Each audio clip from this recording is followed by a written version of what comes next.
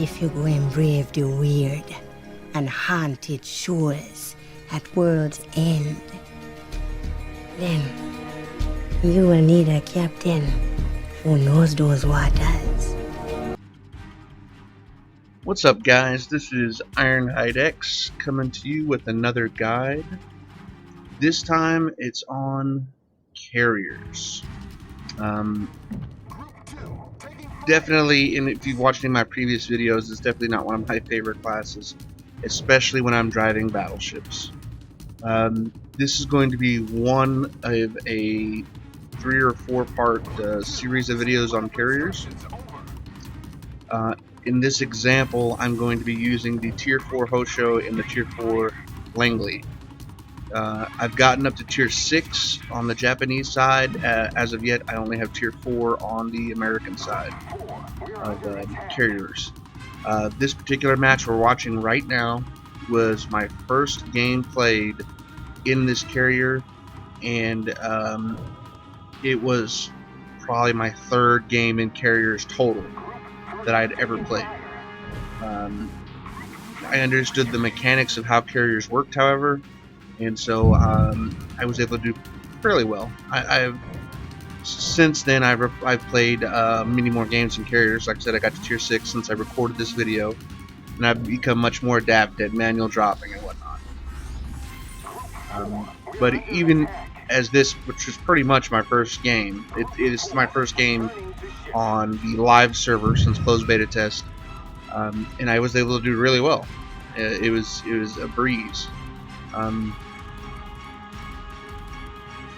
Between between American and Japanese carriers, I don't really have a preference. I like them both. I think they both got strengths and weaknesses, and we'll be going over both right now. So this is the Tier 4, the Hosho, the Japanese carriers. What are some of the differences between the two nations? The Japanese carriers have more squadrons, though they only have 4 planes per squadron. One of the big significant differences is the torpedo drop. When a Japanese carrier drops its, when you manual drop with the Japanese carrier, the torpedoes shotgun out away from each other, so you can't broadside a battleship with all 4 torpedoes. So I see some people doing the auto drop because the spread is a little better when you auto drop. I don't do that because you give the ships too far an opportunity to evade, and I've become very good at manual dropping with these, and so I would rather manual drop and score 2 or 3 hits out of my 4 than do a hammerhead type, hammer and anvil type drop where I drop all around them and I score 1 hit per squadron. I don't want to hit once per squadron. I want to hit at least 2 or 3 torpedoes per squadron, and you can do that if you manual drop with these. So you're going to be talking about manual dropping. Manual dropping, guys, is, if you look at the screen right now, when you hold down the Alt key, you'll see a circle and you'll see a green line that represents, the green line represents the path your torpedoes are going to take once you left click. Your planes will be locked on that, and that's where your torpedoes will go. Now that circle represents the point of no return. You have to have your planes heading in the same direction that you're going to drop in. As you'll see in just a second when I do a drop here, you have to have your planes heading in the same direction by the time you click that circle. You also have to give the command to drop, so you have to hold down Alt and left click before your planes hit that circle.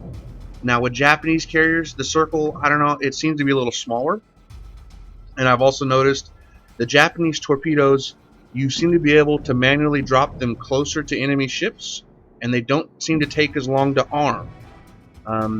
Again, this may change as I go up in tiers. Like I said, this is going to be like a 4-part series of carrier guides. The first 2 parts will be low, medium tiers, and the last 2 guys will be high tiers of both lines. But so far, one of the big differences I've noticed is you're able to drop much closer, and the torpedoes seem to be much faster with the Japanese carrier, though they do have a worse spread. Additionally, the Japanese torpedoes have a fixed damage. Okay, now watch this as I come in. I'm changing the angle in case the ship tries to turn. And that circle there, that's what I'm talking about. You have to click your command before you hit that circle. Now you see how my planes did a little spin loop there? That's because I didn't click soon enough. Like I said, this is my first game. So if you don't click, left click and give the order to drop, by the time your planes hit that circle, they're going to do that little loop-de-loop, which can be very devastating at higher tiers because AA is much more effective. So really get those drops. Like here, I believe I do much better. See, I timed it right and dropped with no problem this time. Now, underneath the planes there, if you notice, there's a little square directional indicator. That indicates what direction your planes are facing. So you want to make sure that that is facing the enemy ships whenever you're going into for your manual drop. Okay. I hope I've explained manual drops as best I can. It's really not that hard. Just watch what I'm doing and go over what I've said and just practice. For all you new carrier drivers out there, I extremely recommend you immediately start practicing manual drops at tier 4 right off the bat. This match right here, I believe my Hosho even was completely stock.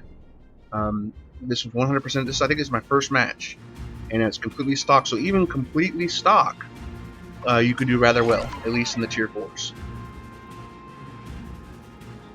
But like I said, the important thing is to really practice those manual drops now, because at tier 4 there's not really any AA. There's not really much anti-aircraft. Now another important skill for carrier drivers, guys, and this is one of my biggest complaints with carriers when I'm in a match in a ship, is that they don't do scouting. Okay, carriers are not only one of the best damage dealers in the game and the best control ships in the game, they're also the best scouts.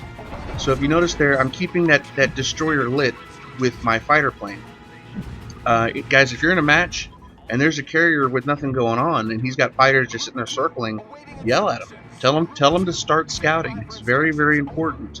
As I'm scouting this DD here, not only am I keeping him lit, but anytime he shoots off a torpedo, it immediately detects those torpedoes and lights them up for my team. That way, not only can my team kill him, but it prevents him from being able to do damage to my team because I spot the torpedoes early enough that they can easily avoid them. So very important, guys, that you're scouting these destroyers out. Not only destroyers, but even cruisers. Some cruisers have really good camo. The Tier 8 Atego has an 11.9 kilometer camo rating. So he could be very stealthy. So spotting these ships for your team is very important. As far as Japanese carriers, how do you deal with American carriers and a Japanese carrier?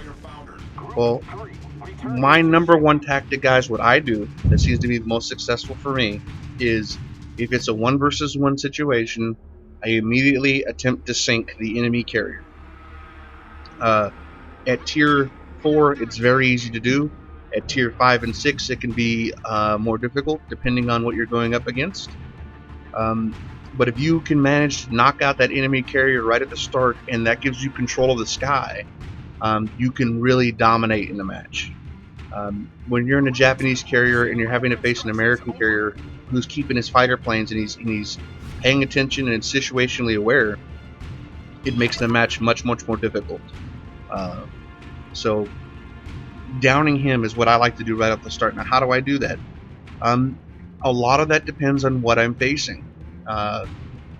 If I'm in my tier 6 Raiju, I'm not sure, sorry for the pronunciation, I'm just going to say the Raiju.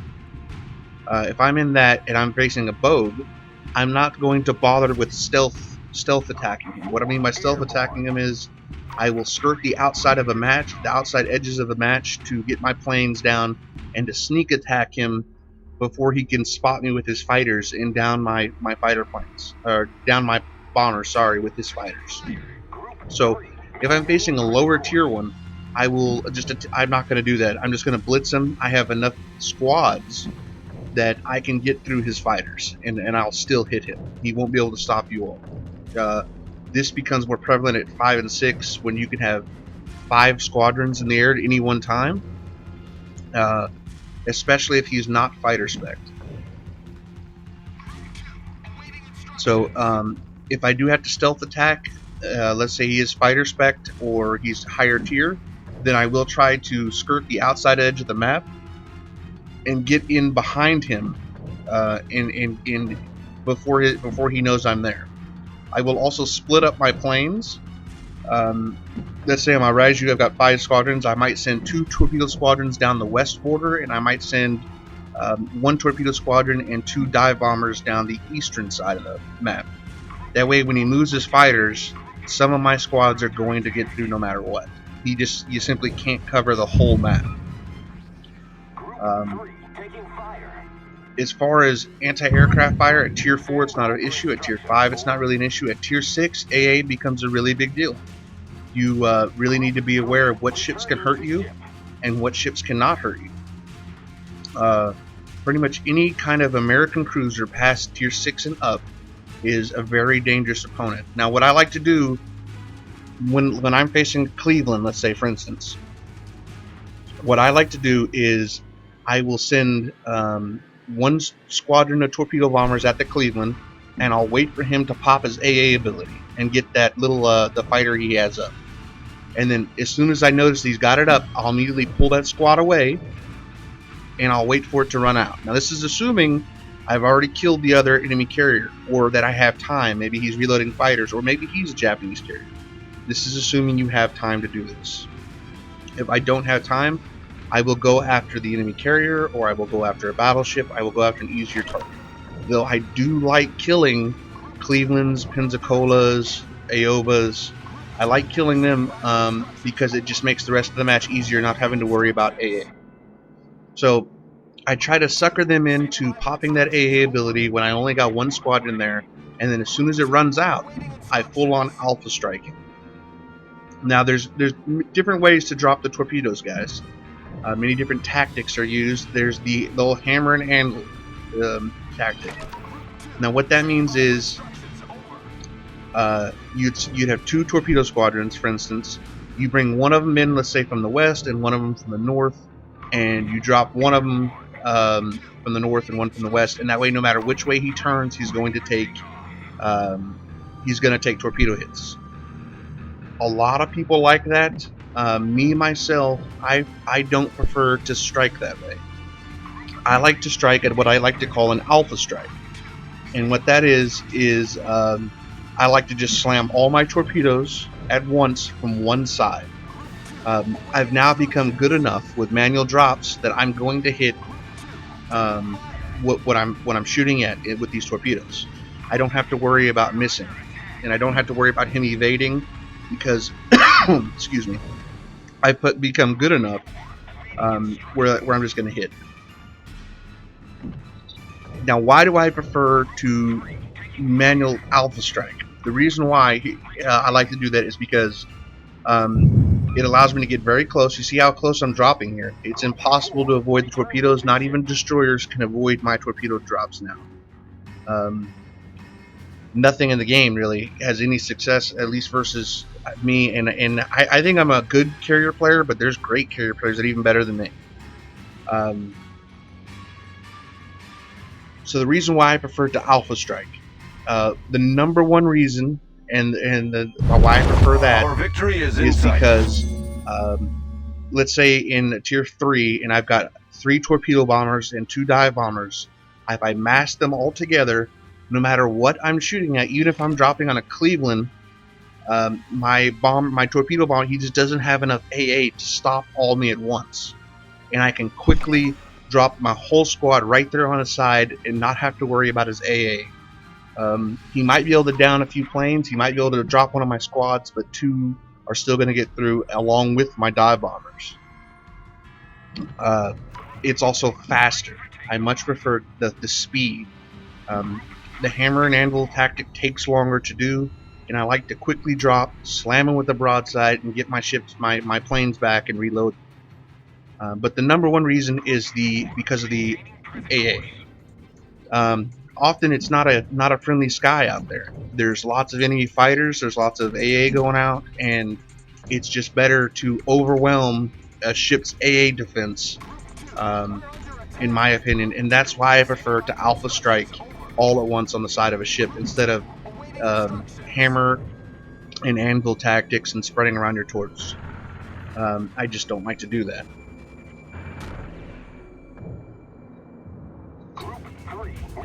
Now, some of the issues, if you watch my other videos, you know that I previously hated carrier players. So I've changed my views a little bit. Do I think carriers are overpowered? They can be. Without a doubt, they absolutely can be overpowered. No doubt about it. The number one issue is why they seem overpowered. One of the big problems is that when the difference in skill level between the two carriers are really massive, they seem much more overpowered. But if you have two carriers on each side that are of equal skill, they're nowhere near as effective because often they're fighting each other more than they're fighting enemy ships.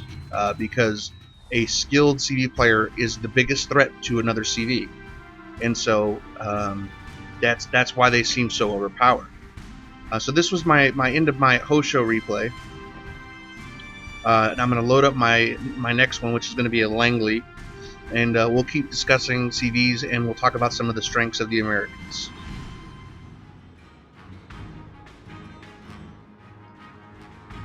Okay, guys, so here we are in the Tier 4 Langley American CV. So what are the strengths of the Americans? The strengths are they have a much better angle when they do manual drops. Their torpedoes don't shotgun out. They tend to stay nice and tight and nice narrow spread. Additionally, the American fighter planes are far more effective. That's going to be one of your huge boons in a match, especially when you're facing American or Japanese carriers, is that you can be sure your fighters are going to decimate his. The ability having 6 fighters versus his 4 are a really big deal. So between the two classes, I feel the Americans are probably new player friendly, are more new player friendly than the Japanese, just because of that one benefit of their fighters being so much better. Additionally, American carriers have much better anti-aircraft fire on the CV itself. So when that Japanese ship tries to, the Japanese carrier tries to take out your carrier, it's much more difficult because you have much better AA. Some of the cons, I think, you get much less squads, and that overall isn't too much of an issue. For me, the biggest downgrade and difference was that the American planes, the torpedo planes, their plane torpedoes seem to be slower than the Japanese torpedoes. Additionally, they seem to take longer to arm. So while the Americans do have the better spread by far, you have to drop them farther out. Because if you watch right here, if you compare it to the video I was just in, if you see how much longer it takes those torpedoes to arm, and the torpedoes themselves seem to be much slower. Several times now in this, I've dropped on Minkazis that were just dead on accurate, but the Minkazi was actually able to just run away and outrun the dang torpedoes. So that's a big negative. So how do I play my U.S. carriers versus Japanese? I don't really take this. Let's say it's a 1 versus 1. I don't really take the stealth approach. I don't have to. Because I have the better fighters, I don't need to skirt the outside edges of the map. I'll go right for the guy. Again, I'm going to attempt to kill him right off the bat. If you can, again, have the sky to yourself, it's a huge deal. So I'll attempt to kill him, but I won't skirt the edge of the map. I just don't need to. If he sends any kind of fighter after me, I will just wipe his fighters from the sky with mine, because mine are so much better. And then I will drop on him. His anti-air on his ship itself is less. Now the Japanese carriers are faster right out the gate. They're faster and they turn better, and they're a little more slippery, but they're nowhere near maneuverable enough to avoid your torpedoes. That's why I said in a Japanese carrier, the first thing I do is attempt to take out the enemy carrier, just because your fighters are so much better, and it's easier for you to knock him out, I think. One of the big deals, though, is at like tier 4 and 5, well, I guess even higher than that, you don't really have the firepower to knock him out with one strike. So it's going to take a couple of strikes to knock him out, because you've only got the one torpedo squadron, unless you go full bomber loadout, which I don't recommend doing. Additionally, some of the things you'll see American carrier drivers do is go full fighter loadout, where they just get 2 fighters and then 1 dive bomber, or a couple dive bombers. I absolutely do not recommend anybody doing that. Yes, it can be very effective versus to shut down the enemy carriers, but it gives you nothing for experience. So your grind will be ungodly long, just because of how much time it'll take. Additionally, like once you get to tier 5 with the Japanese, even versus a fighter spec American carrier, I have so many squads. I've got 5 squadrons at tier 5. And you just can't stop them all. And if that Japanese carrier makes 1 strike, he's already going to earn more experience than you. Just because in the current state of carriers, you don't earn enough experience for downing planes. And for that reason, that's the number one reason why I say don't go fighter spec, just because you don't earn enough experience. I think the balanced approach of you definitely want to have a fighter squadron in a United States carrier, because that's one of your core strengths. But you also want to be able to deal damage, and so going the balanced approach of having fighters and torpedo bombers is, I think, definitely the way to go. And as long as you're aware, you should be fine. The biggest threat to you in an American carrier when you're facing a Japanese carrier is not his fighters, it's his torpedo bombers killing your carrier or killing your team. So your focus needs to be on not only doing damage in an American carrier, but also protecting yourself and protecting the fleet. Like I said, when I play my Japanese, my first tactic is to down the enemy carrier, and quite often, again, in my Americans as well. How do you know if he's doing a sneak attack on you? Well, like I said, in my American carriers, I don't do the stealth approach where I send my planes down the side of the map. I just send them right to where the action is. Keep them out of AA, but get them right there. Now, if you don't see the enemy carrier planes within 30 seconds, you could have a pretty good idea that since his planes are not there, they've got to be somewhere else. And if he's skirting the outside edges of the map, which he's going to be doing if he's not, anywhere near the middle of the fight, that means he's probably coming for you. So you need to find those planes and protect yourself with your fighters. And but that also gives me the green light that I'm going to start dropping on either the carrier or enemy ships. So just being aware is your number one defense when you play an American carrier versus Japanese. If you kind of tunnel vision and just focus on dropping your torpedoes and leave your fighters in the middle of the map, often that Japanese carrier, or even other American carriers sometimes, can catch you slipping and they'll hit you and can potentially sink you in one strike. So back to the tactics of dealing damage.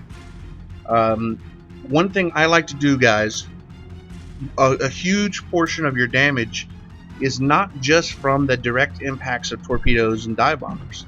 A huge chunk of your damage can be from flooding and be from fire. So a tactic I like to use versus any ship in the game, it works particularly well against carriers, is I will drop my torpedoes on them and I'll wait for them to put out the flooding, and then after they put out the flooding, then I will hit them with my dive bombers, because that'll cause them to burn, and they've already used their repair kit, so they're going to just sit there and burn and will often just burn out. Or vice versa, you can hit them with your dive bombers, wait for them to put out the fire, and then slam them with the torpedoes. You do this and you'll find at the end of the match, when you look at the score, that you often do as much damage with fire and flooding as you do with direct damage from torpedo hits. And so if you have the time where you can slam them with torpedoes, or any ship in the game now, you can slam them with torpedoes and then dive bombers, or vice versa, that really helps your damage output. And so if you have the time to do that, I really recommend doing that. You'll find your results will be awesome. You flood out and burn out so many ships doing that it's a lot of fun. So like I said in the earlier segment, I used to hate carriers. I kind of still do. And one of the big problems is battleships. That this is the number one reason why carriers have so much rage, and why I hate them so much in my battleships. Is if I can hit that little destroyer that's zigzagging and trying his best to stay alive, I can definitely hit the battleship who has a slow rudder ship time and it is a huge target. Battleships have absolutely no defense. You just cannot stop the carrier planes. The manual drop is such that they're going to hit every single time, and there's nothing you can do about it.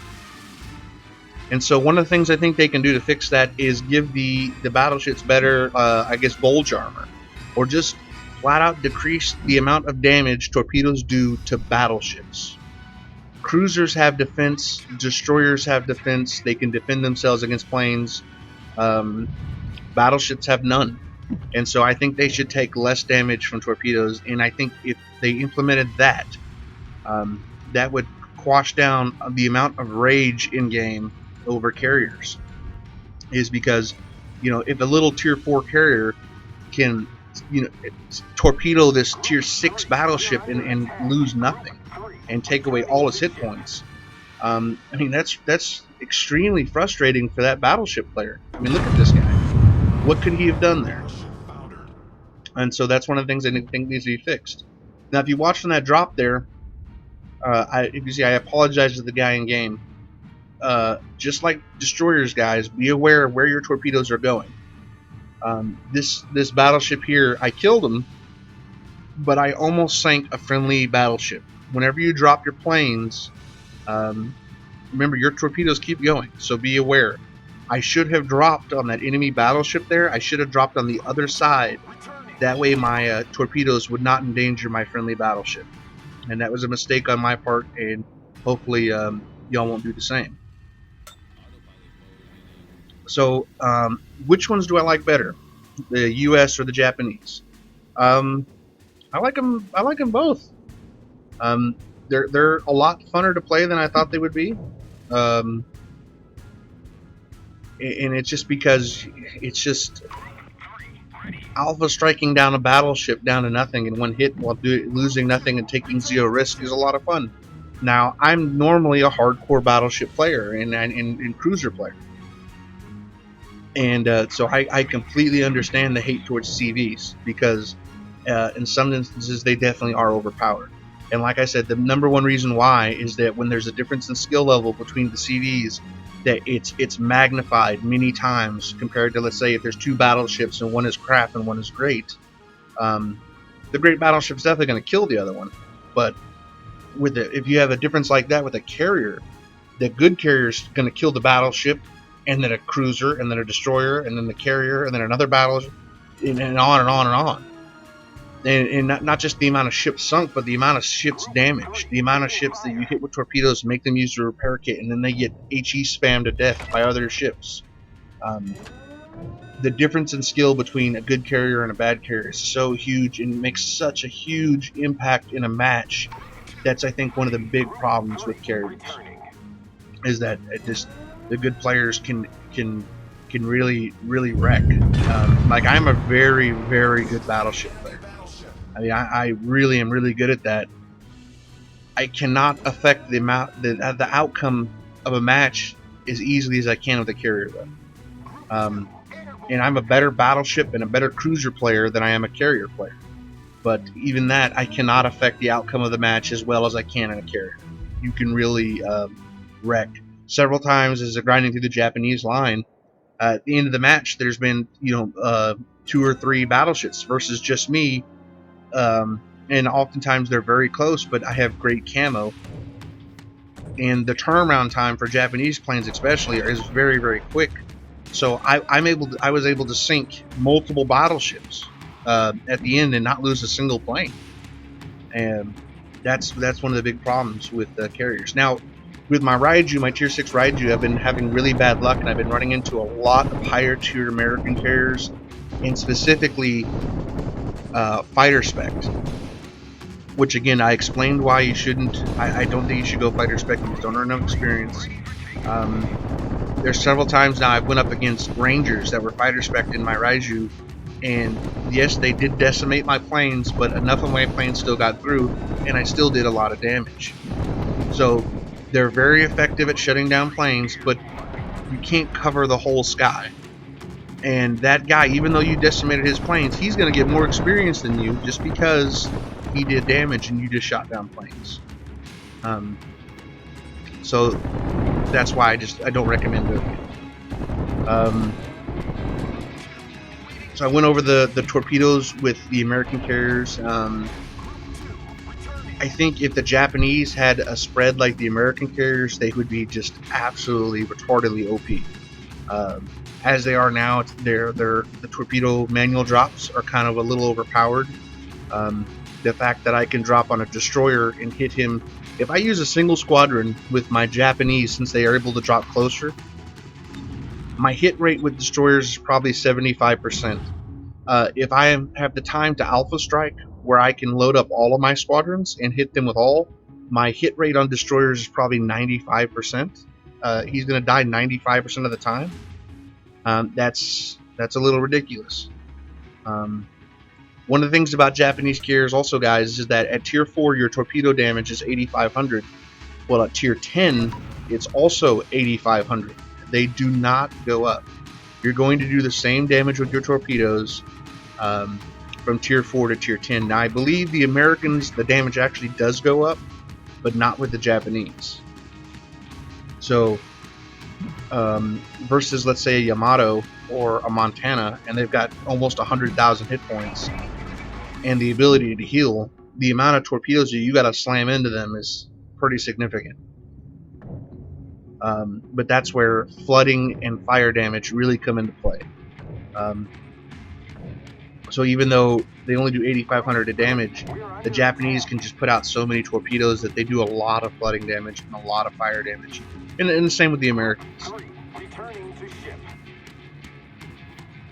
So between the two, I think there's strengths and weaknesses. I think if you're a brand new carrier player, I would recommend the American side, just because having those good fighters is a really big deal and will really help you out. And you don't have to be quite as aware as with the Japanese carriers. With the Japanese, you constantly have to know where the enemy fighters are at. I mean, you really got to keep track of them. Letting one enemy fighter, now remember, enemy fighter planes are faster than any of your torpedo bombers, so they will catch you. So they can down one of your torpedo squadrons and then another. And if you get caught messing up, they can really decimate your planes. So really be aware of where enemy fighter planes are at.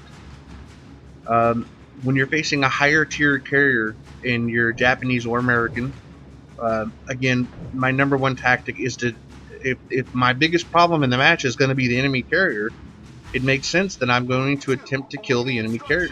That's my number one tactic, is to attempt to take them out. Once there's two carriers on each side and the tiers get mixed up, that changes. It all just depends on the situation. But carriers remain one of my number one priorities.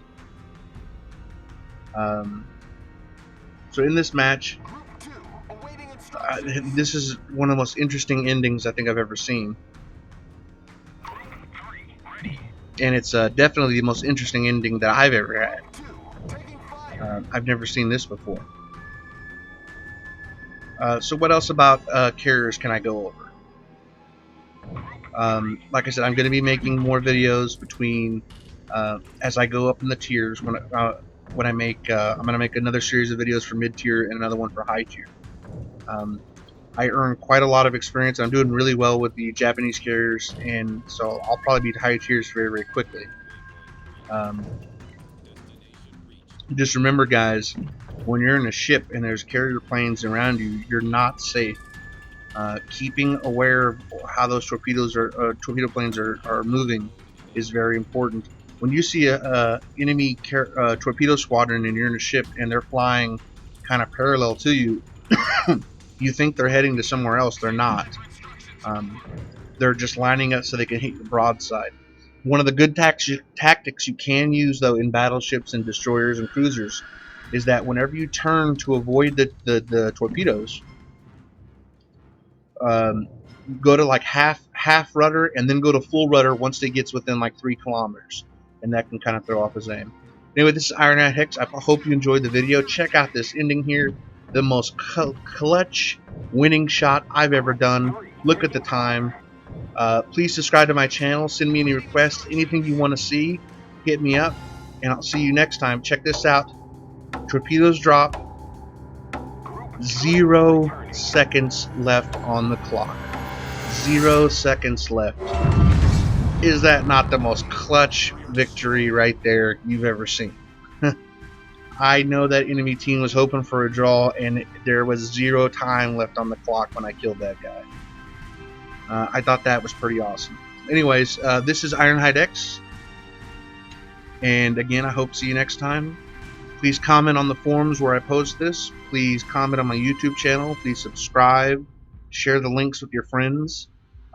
If there's anything I didn't cover that you think should be in this guide, please hit me up on the forums, send me messages, and when I do the next series of carrier guides, the mid tiers and high tiers, I will make sure to add those in as my experience grows and I learn from other people as well. So I'll see you next time. This is Ironhide X signing off.